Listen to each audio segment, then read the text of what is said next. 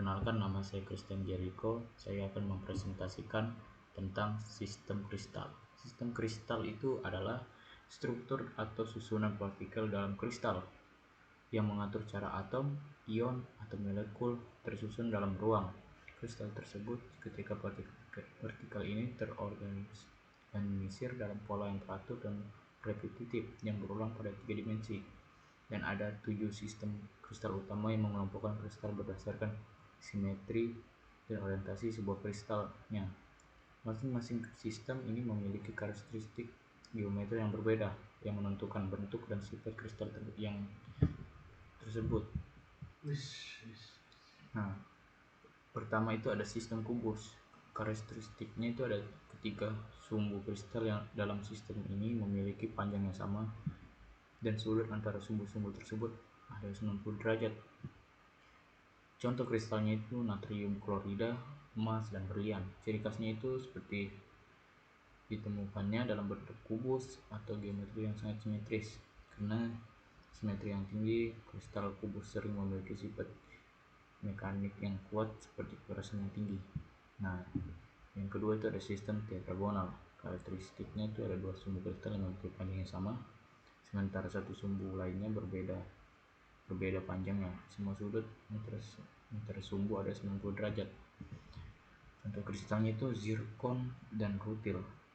Ciri khasnya itu cenderung berbentuk prismatik atau piramidal. Beberapa mineral yang termasuk dalam sistem ini memiliki sifat optik atau unik. Ketiga itu ada sistem ortogonal. Karakteristiknya itu ketika sumbu kristalnya memiliki sistem panjang yang berbeda dan di antara sudutnya itu sumbunya itu ada 90 derajat. Contoh kristalnya itu ada kalsium sulfat dan sulfur. Ciri khasnya itu umumnya ya memiliki bentuk yang lebih panjang dan cenderung memanjang di satu arah, meskipun simetrinya kurang dibandingkan dengan kubus. Sistem ini masih menunjukkan keteraturan yang penting. Nah, yang keempat itu ada sistem heksagonal. Karakteristiknya itu seperti 2 sumbu kristalnya memiliki panjang yang sama dan sudut diantaranya keduanya itu adalah 120 derajat. Sumbu ketiganya tegak lurus terhadap 2 sumbu pertama dan panjangnya berbeda. Contoh kristalnya itu grafit dan kuarsa. Nah, ciri khasnya itu sering itu berbentuk heksagonal atau bisa disebut dengan itu segi 6 atau prisma dengan ujungnya terpotong. Kristal ini sering ditemukan pada bahan dengan sifat konduktivitas listrik baik seperti grafit. Nah, sistem kelima itu ada sistem triklin. Karakteristiknya ketika sumbu kristal ini memiliki panjang yang berbeda dan sudut di antara sumbu-sumbu tersebut tidak ada berbentuk 90 derajat. Nah, contoh kristalnya itu seperti feldspar dan turmalin. Nah, ciri khasnya itu cenderung memiliki bentuk yang lebih kompleks dan kurang teratur dibandingkan dengan sistem lainnya yang simetris. Yang rendah pada sistem ini membuatnya relatif langka dalam struktur kristal alami. Nah, yang keenam itu ada sistem monoklinik. Karakteristiknya itu 2 sumbu kristal ini memiliki panjang yang berbeda dengan satu sudut antara 2 sumbu yang tidak berjumlah 90 derajat. Nah, sedangkan sumbu ketiga tegak lurus terhadap 2 sumbu tersebut. Nah, contoh kristalnya itu seperti gipsum dan belerang. Nah, ciri khasnya itu kristal monoklinik itu sering berbentuk prisma dan piramida, dan mereka sering ditemukan dengan struktur mineral yang lebih lembut. Nah, yang ketujuh itu ada sistem rombohedral. Karakteristiknya itu ketiga sumbu kristal ini memiliki panjang yang sama, tetapi di antara sudut-sudut itu tersebut tidak membentuk sudut 90 derajat. Contoh kristalnya itu seperti kalsit sama asam borat.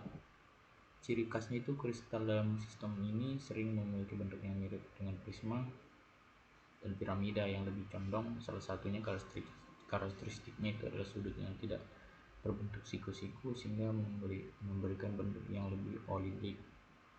Nah, signifikasi sistem kristal itu struktur kristalnya sangat mempengaruhi sifat fisik dan kimia suatu bahan. Misalnya sifat kekerasan, titik lebur, dan konduktivitas listrik sebagian besar ditentukan oleh bagaimana atom atau molekul yang terorganisir dalam kristal. Semakin teratur dan rapat susunan atomnya, semakin kuat dan stabilnya kristalnya. Dan sebaliknya, dalam kristal yang lebih acak atau kurang teratur, sifat-sifat fisiknya akan berbeda, seperti dalam kelembutan dan reaktivitas kimianya. Nah, setiap sistem kristal ini berfungsi sebagai dasar akan mempelajari geologi, fisika material, kimia, dan bahkan teknik elektronik, di mana struktur kristal dapat mempengaruhi kualitas dan performa bahan dalam aplikasi tertentu. Oke, kesimpulannya itu tujuan sistem kristal ini memberikan dasar untuk memahami bagaimana kristal tersebut dan bagaimana susunan atom atau molekul di dalam kristal mempengaruhi sifat fisik dan kimia bahan. Dengan memahami struktur kristal, kita dapat memahami sifat material dan bagaimana kita dapat memanfaatkan dalam berbagai aplikasi, dari industri hingga penelitian ilmiah. Oke, sekian, terima kasih. Pamit undur diri.